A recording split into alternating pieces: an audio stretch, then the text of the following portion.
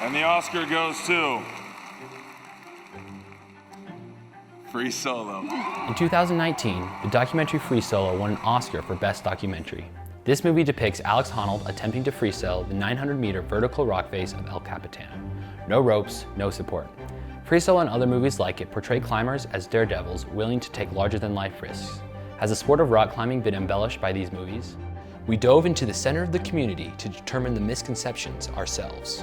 The idea behind free soloing, like what Alex Honnold did. So people say like, oh, you free climb? Do you free climb? But free climbing is any type of climbing where you're just using your hands and feet to get up the wall. Free soloing is when you have no protection and you're climbing something larger than a boulder without harness or ropes to protect you. Basically, if you fall, it's game over. You know, they think of the movie Free Solo and they think of Alex Honnold doing the crazy big free solo, no rope, super dangerous, super sketchy and stupid. But really, it's a super safe, controlled sport. If the sport of rock climbing is not like what we see in the movies, then what is it really about? And what does the culture really look like?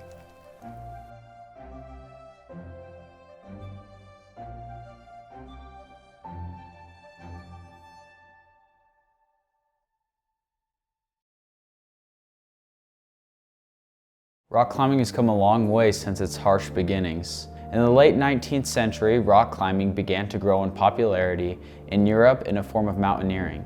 In England, a group called the Alpine Club was founded in 1857. This group scaled the Alps and innovated the early forms of climbing equipment. Generally, this category of climbing consisted of hiking and scrambling, but climbing vertical walls soon began to grow in popularity. The techniques that had grown popular in Europe soon spread throughout Northern America in the 1930s. However, climbing did not establish its roots until it found its way to the western United States 30 years later. Back in the 60s and 70s, climbing was established a lot in Yosemite, in California. So there's a lot of like partying and drugs involved, and it was kind of viewed as like a dirtbag sport because people called them dirtbags because they literally slept in the dirt and didn't have much besides like their climbing gear and whatnot. And so it wasn't very respected early on. But then nowadays, as time's gone on, people have recognized that it takes money to acquire this gear and the sacrifices people put forth to do what they do. And so there's a little more, or a decent amount more respect around the culture today. The general public's views of climbing changed as the sport has become more accessible and popular through climbing gyms. Today, these gyms serve as a hub for climbers to meet and practice their skills.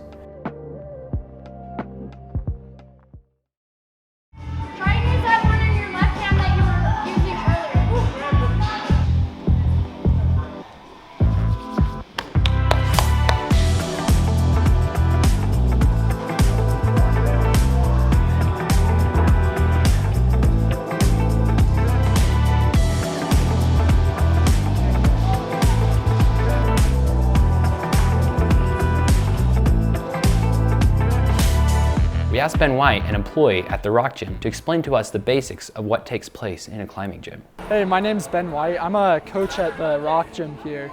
I teach little kids just how to rock climb. So basically there's two types of rock climbing. There's top roping, which we have here. You can see the rope goes all the way to the top of the wall, and you have a belayer who just pulls you up the wall, basically making sure that when you fall, the rope catches you. This style of climbing can look very intimidating because of the tall height of the wall. However, special equipment and procedures are used to make sure that while top roping, climbers are safe. So this is a gree-gree belay device. It's what we use when we're top roping. So in order to go up the wall, the climber is going to tie in using a double figure-8 knot into the wall. And as they're climbing up the wall, as a belayer, I'm going to strap into my harness and I'm going to just pull them up the wall. As you can see, this figure-8 starts going up. There's a specific system we use so that the climber is always safe on the wall just in case they fall. I'll have them secured no matter what. And this system's called P-bus, which is where I just basically never let go of this bottom rope right here as they're going up.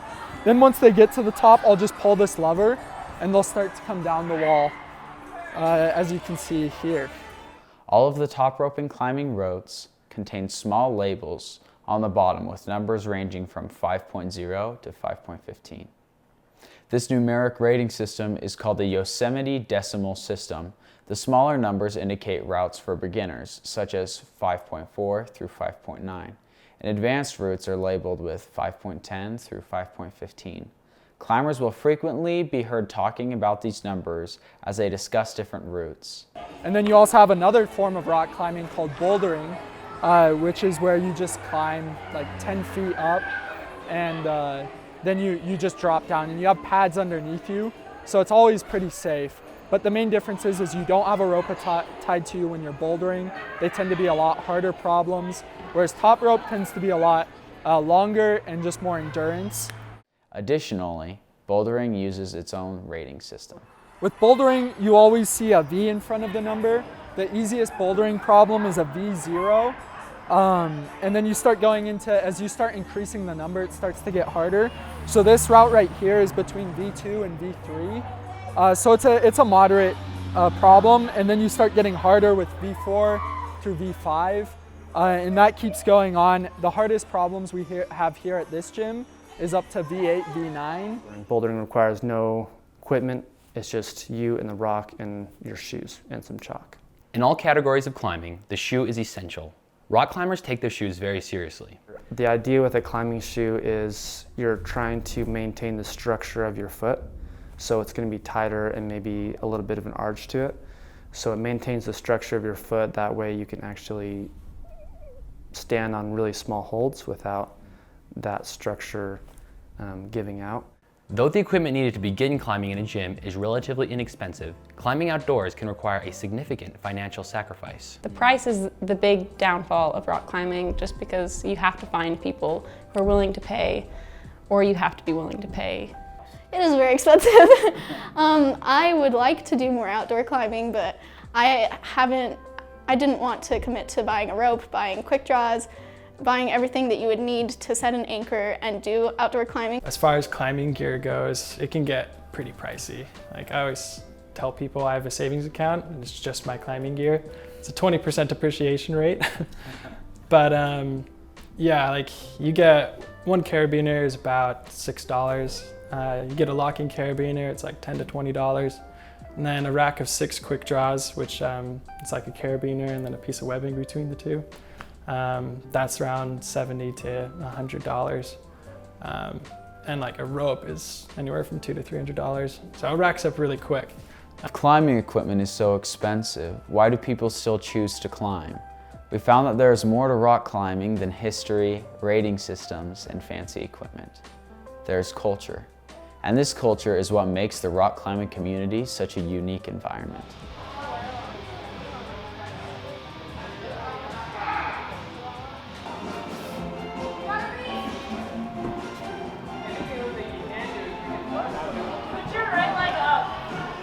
Beta is the practice of coaching someone as they climb the wall.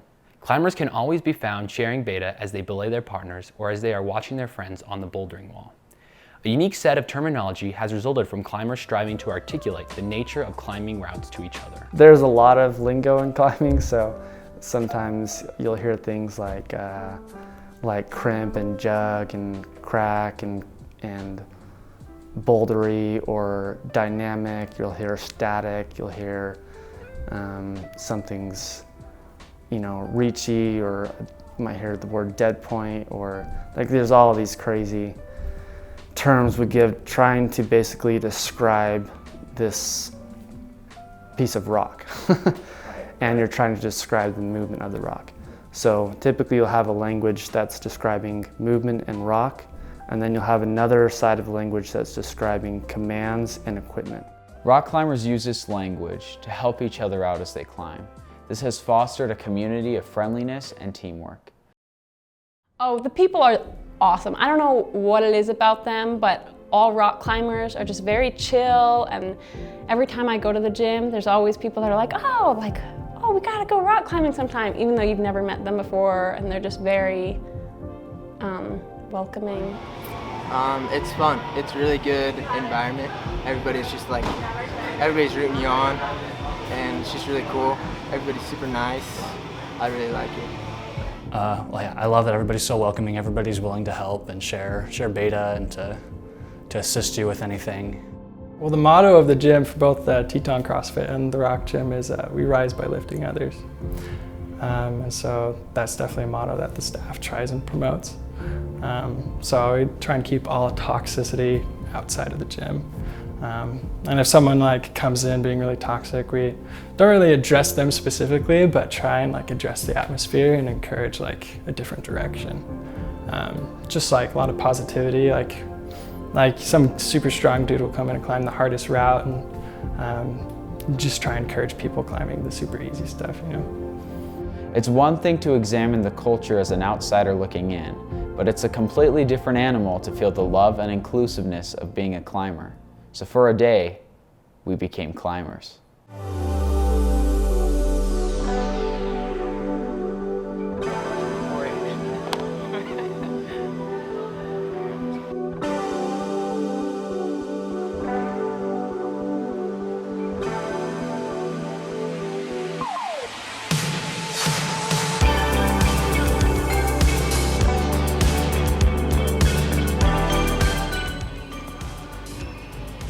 Wrap it around for choking the alien. This one here. Yeah? Yep.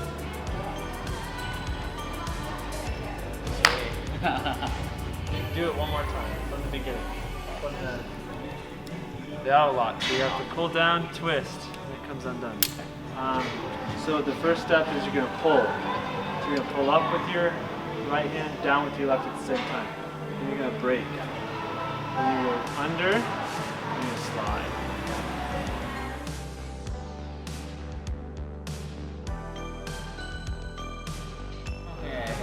Look at all these ropes can get a little bit. No, yeah, but like by the end of this, it'd be like on the leg. Yes, the way on.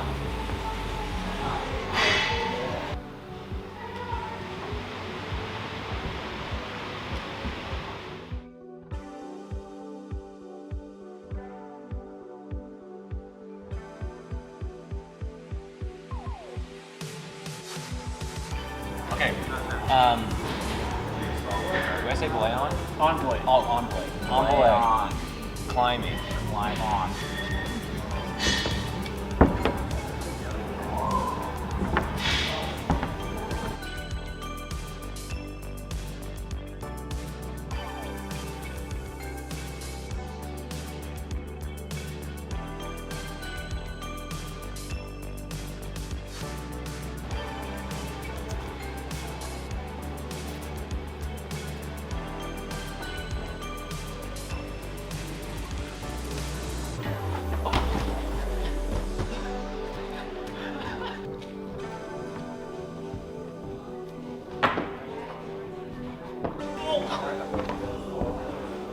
Yeah, dude, you're all good.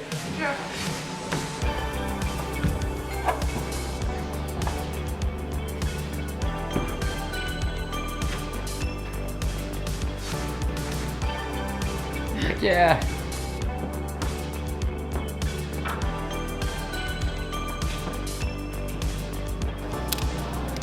Got really hard at the end. Like the first part, you just kind of like can hang on the wall and lay around. And on top, there's like, your legs are right here and the good handholds are right here. And you're just kind of like stuck. You can reach up, so I don't know, it's fun.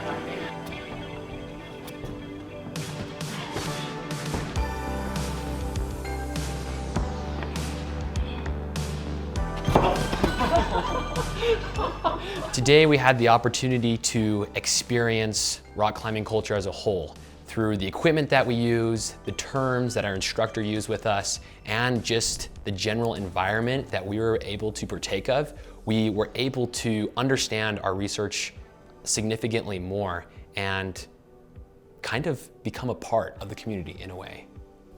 Although rock climbing has been misconstrued as dangerous and high risk, those within the community are extremely safe, knowledgeable, and friendly.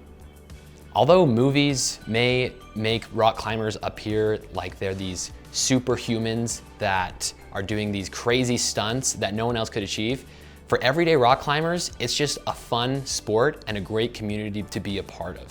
And what makes it interesting is that the culture is chill and friendly and welcoming, but that's paralleled with a priority on safety and technicality and really performing the sport to your best ability.